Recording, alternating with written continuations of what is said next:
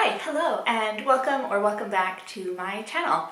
My name is Jenny and I'm a Canadian knitter living in the beautiful northeast of England. And today I have only one work in progress to show you, so it should be a slightly shorter video, famous last words, but let's jump right in.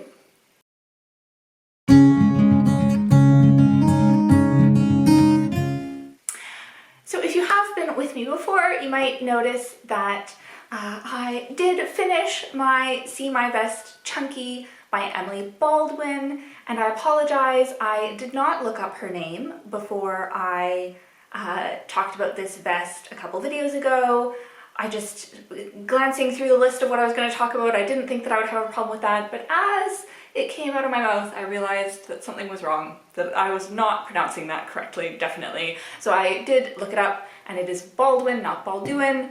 Apologies for that, pronunciation is important. So, but I'm very happy with the vest. I have nothing new to say about this really, except I did decide to go with pink at the top three finishing sections, the top three ribbing sections. And is it my favorite garment in the whole world? No, but I am finding ways to wear it. We have had some, knock on wood, we've had some warmer, slightly sunnier, brighter weather, and I have had opportunity to wear this under some coats. So I'm still not convinced that it's perfect, but I think I'm gonna get some wear out of it, and it's a lot better to have it as a cute vest that I can wear than to just have it sitting in stash. So, a success. But the object that I really want to talk to you about today, that I am so excited to talk to you about today, is this one here. And sorry, as usual, I've got some notes to keep myself on track, so that's what I'm going to be glancing down at occasionally. And this is, let me unfold it for you. I think it's got a crease down the middle because I left it folded overnight. Oh no, it's not too bad. But look at how much knitting I've gotten done. I'm so pleased. I don't think I've ever knit anything so quickly. It's definitely not done.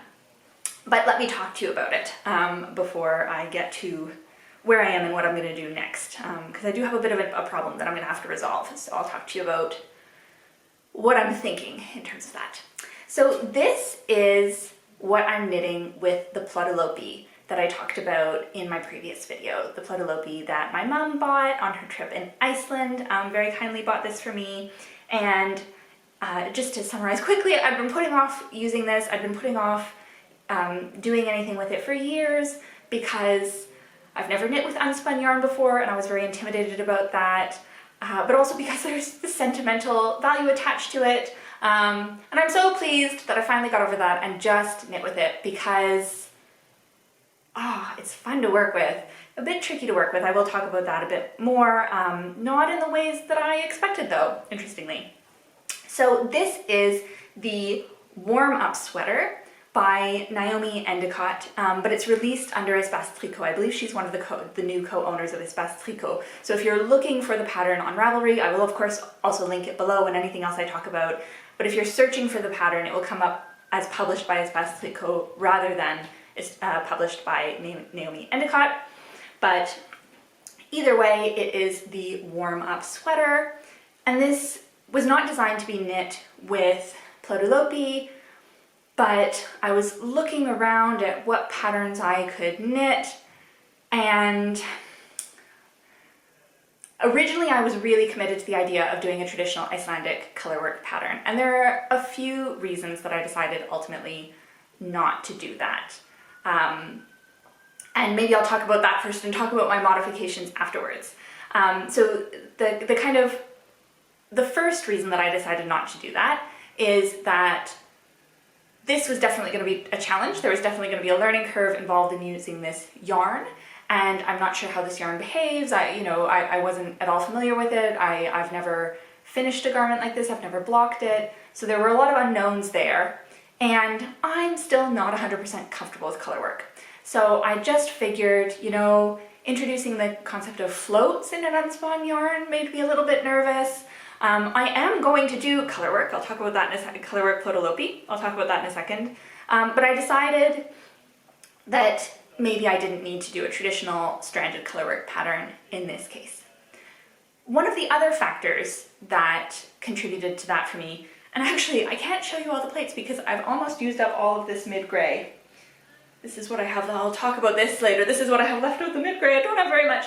But these were the 3 colors that I have. These are the 3 colors that I have. And I don't know if you'll be able to see this as clearly on screen as in person. We've got a cloud over right now, so it's not terribly bright. But I have kind of 1 plate of the dark accent color, 1 plate of the light accent color, and then I had 4 plates of the mid-gray. And most of the patterns that I was finding that I was really excited about, that were getting me excited about knitting a traditional Icelandic, not fair out, stranded colorwork sweater, I just would have preferred for the main body, for the majority of the color, to be either the lightest color or the darkest color. So that was a factor. The kind of third and final factor, and I mentioned this last time, but I don't think I actually tied the thought together at the end. I mentioned that my mom is not as big a knitter as I am. She's really interested. I mean, she's a huge baker and a big gardener, and she loves to sew. She sews clothes a lot, which is very nice for me because I get lots of homemade, wonderful pajama pants. But she, at the same time as she bought this sweater's quantity of Plötulopi for me, she also bought a brown and beige scale sweater's quantity of Plötulopi for herself. And at that time she was thinking that she would like to do some sweater knitting. She has since realized that that's not her jam. It takes too long. I like that it takes so long, but she gets impatient. She's not interested in knitting sweaters. So the kind of third factor in my decision to go with what is essentially a solid colored, stockinette stitch sweater in this case is I will have the opportunity to knit a more traditional stranded colorwork sweater with Plötulopi very soon, in fact, because my parents are actually, I'm very, very excited at the time that I am filming this. My parents are coming to visit in almost exactly 2 weeks. By the time I upload this, they might be here, and Mom is going to bring that sweater's quantity with her. We're already looking at patterns. We've settled on a short list. So I will have the opportunity to knit a colorwork sweater in Plötulopi very shortly. So that's very exciting.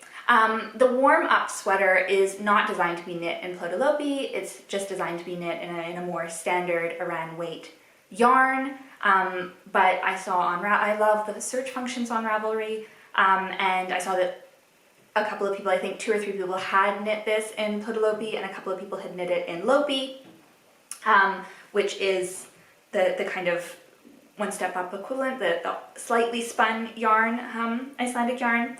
So I knew that it was possible. As is almost always the case with me, I did not get gauge, or I decided to knit the pattern in a slightly tighter gauge than is called for.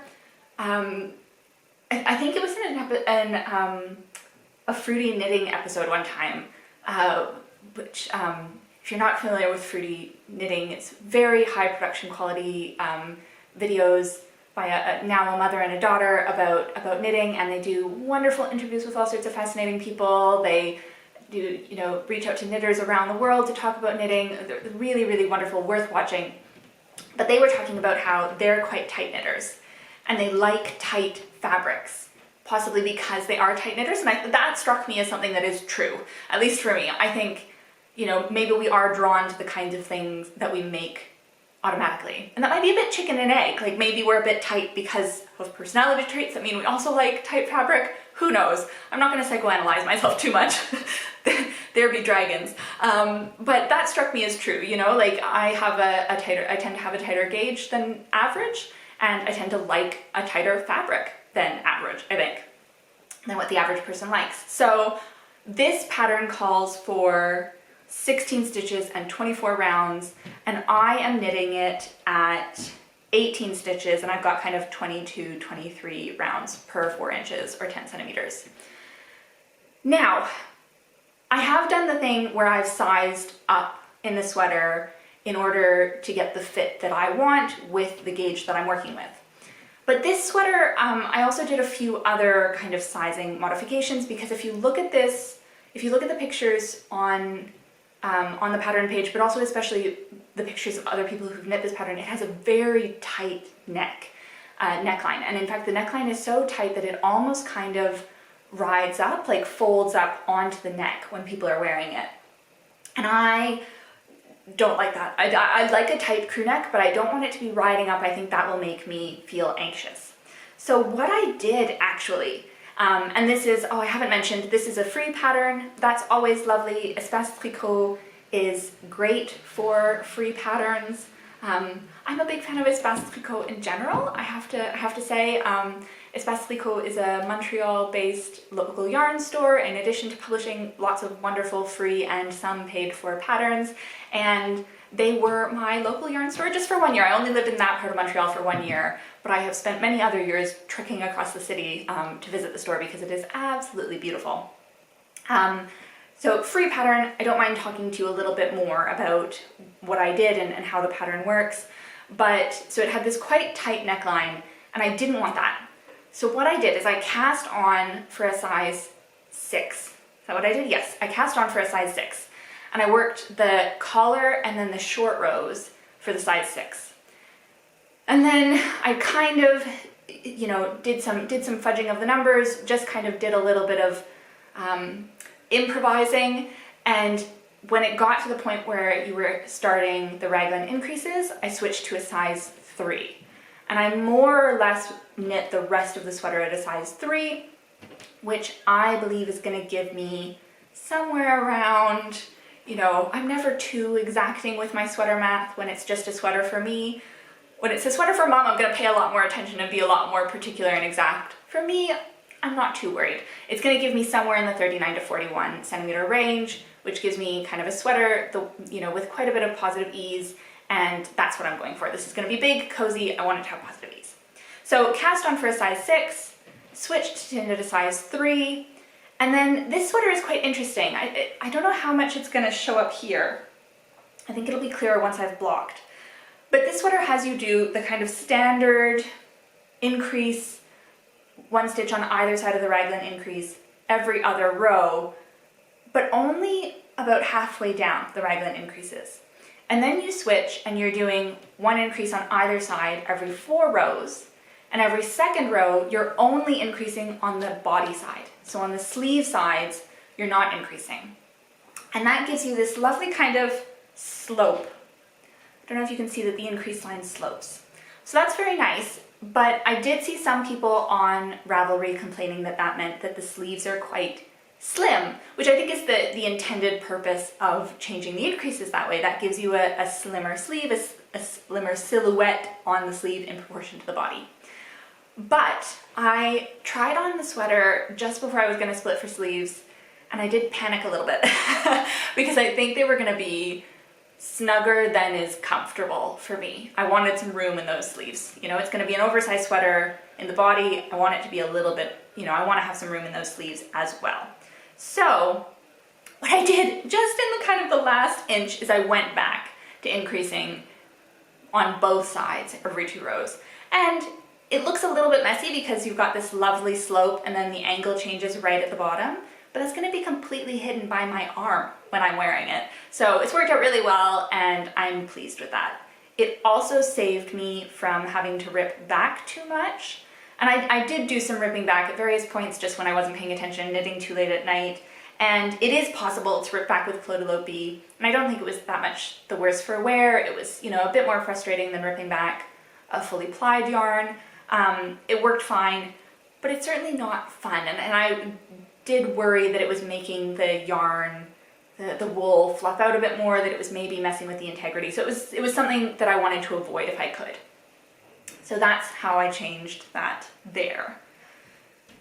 Are there any other things that I wanted to say? Yes, other modifications. These are minor, more minor, but I did a folded collar. The pattern calls for just a single depth of collar, thickness collar. That's the word I'm looking for. The pattern also calls for half twisted rib, and I just didn't want to do half twisted rib in this case. I like the look of the more traditional ribbing for this sweater, so I just did knit 1 purl 1, and it's knit 1 purl 1 here, and I've already cast off at the bottom. I've bound off, and that's knit one, purl one down there as well. And I believe that those are all of my modifications, yes. I do need to talk to you about what I plan to do with the sleeves, since I don't have enough of the mid-gray left, but I will come back to that. So, working with unspun yarn for the first time, the confidence boost that I got from knitting the swatch,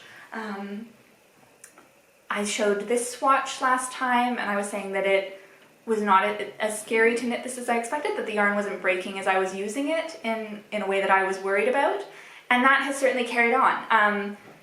The issues that I had knitting with this actually had nothing to do with the yarn breaking. I found that it broke on me very, very rarely. I did do a sewn Italian bind off on the bottom ribbing, and that was a bit of a challenge, I will say.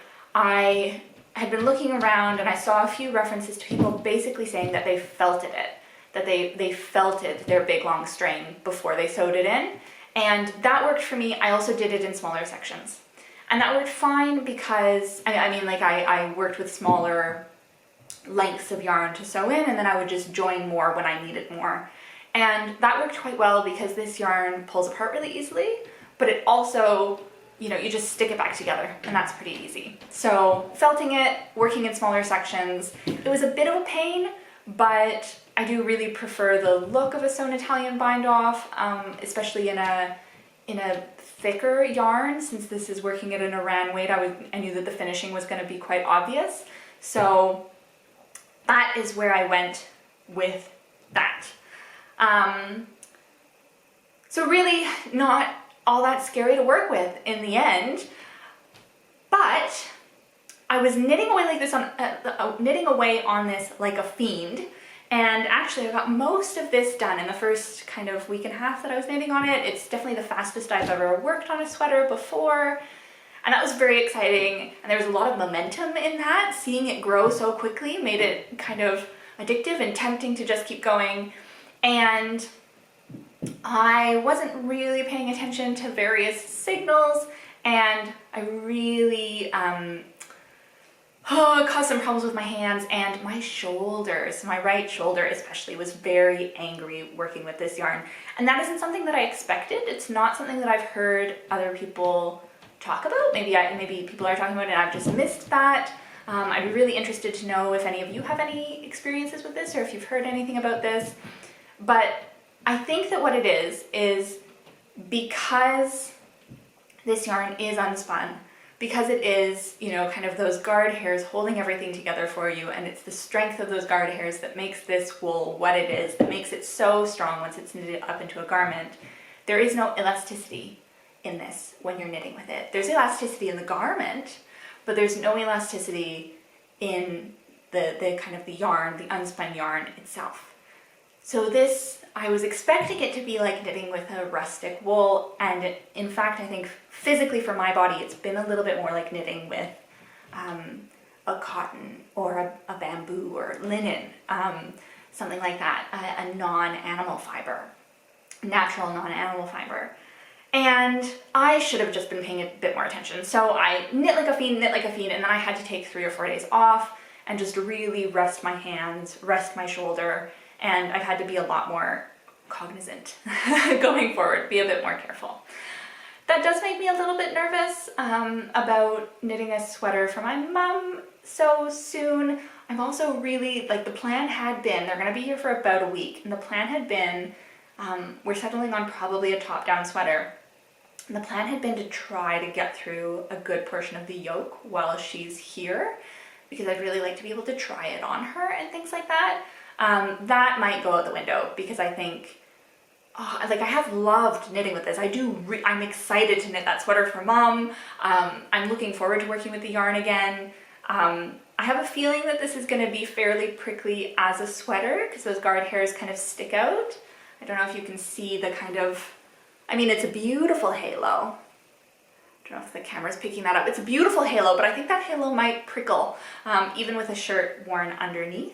But the under hairs, the fell, I think, I've been doing, I'm not sure that I'm pronouncing that correctly.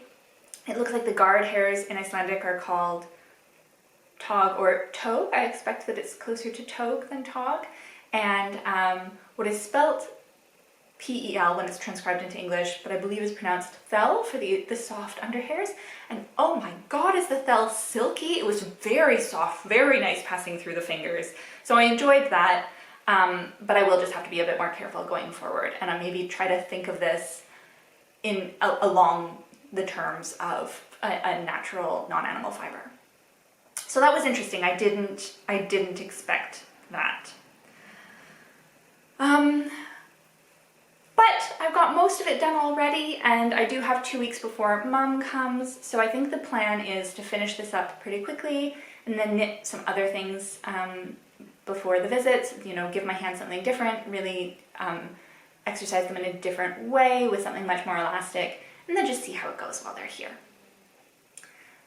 So the final thing that I wanted to talk to you about then is what I'm going to do now that I'm running out of the gray, the mid-gray. There are some more things, you know, this comes down. Maybe I'll have to put in some footage here. I'm not sure if I'll be able to make that work. I'll put in some footage, hopefully, of me wearing this. You can see where it hits. I do have this much left of the gray, so I'm not done by any means. And I do have the swatch that I can undo. This has been knit up for quite a while, and it's all bound off and everything. That might be a bit hard to undo. I'm not sure how much fun that would be, to be honest, but I could do that if I needed to. I was also conscious pretty early. I don't know if you can see, but I've got a stitch marker here, a little blue stitch marker here, and a pink stitch marker here.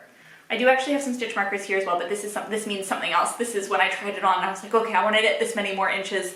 That little green stitch marker down there is me giving myself something to measure those inches or centimeters from. But I don't know if you'll be able to see, but the blue that's here and the pink that is here, I don't know if they'll show up. I don't tend to do progress markers very much. That's just not a habit that I am in. But I do often put stitch markers when I finish a ball of yarn, just because I'm always nervous that I'm gonna run out of yarn, and I'm really interested in kind of representing visually how far I can get with one ball of yarn, especially if I'm new to working with that weight of yarn or that type of yarn, and this is so new, so I definitely wanted to do that. So you can see I got quite a good mileage out of the first ball, but even then I was starting to think, oh, I've only got 4 of these.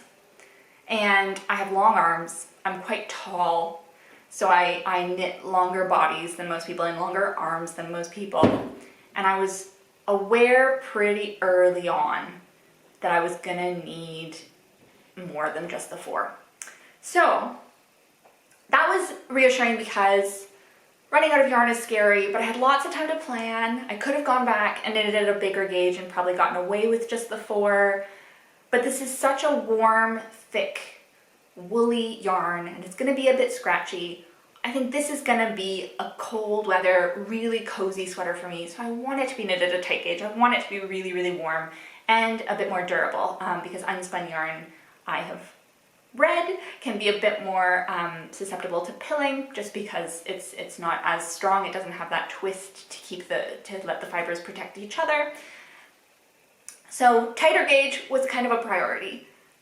And but noticing that early on, noticing that I was going to run out of yarn, gave me time to plan. So I had lots of time to think about how I would solve this. And I had a few different ideas, but what I settled on was that it was important to me to have the body be mainly gray. And then I decided that I was either going to knit the ends of the sleeves in gray or in white. I don't think I'm going to do any color work even on the sleeves. I was toying with the idea, but I think I'm gonna get the most wear out of this as a raglan sweater based on how it started. I think simple is better. I think the simpler it is to go with the rest of the construction, the more use I'm gonna get out of it. And it can just be a sweater that I wear all the time, especially around the house. I'm always cold, sitting still at the computer, things like that. I think it'll be good for that. So my hope is that I'll be able to knit it until it's about here on my arm. You can see my elbow is kind of here. I'd like it to be, 4 or 5 centimeters past my elbow if I can manage that, and then knit the rest of it in the dark. And I think that will be nice, just kind of color blocking rather than color work. And I think that might end up actually being a really nice design feature. It's not something I would have done, I don't think, if I had 5 plates of the medium gray, but with, you know, sometimes problems present solutions that you never would have thought of otherwise, and that make the sweater even more special. So that is the plan. I don't think I have too much more to say about that. I'm really enjoying this. I'm looking forward to having this sweater. It's always interesting to me the way that process and product weigh up against each other, and when my hands and my shoulder were really hurting, product crept up a little bit more. I'm excited to have this warm sweater, but before you know, the stress on my hands really caught up on me, I was enjoying it so much. So I think the issue isn't the yarn, the issue is me not paying enough attention to my body and pushing too hard. So slow down a little bit, enjoy the rest of it, get this knit up, and then start thinking about knitting the brown and beige scale one for Mom. That is all I have for you today. This has ended up being, I think, a little bit longer than I expected it to be, but not as long as usual, which is good. And it can be a bit verbose at times, so a bit shorter than usual. I hope that you are getting some spring-like weather where you are, if you're in the northern hemisphere, or that things are cooling down in a nice way if you're in the southern hemisphere. I think that we are about to have another cold snap, but not too much rain on the forecast, so life is pretty good. Thanks so much for joining me, and I'll see you next time.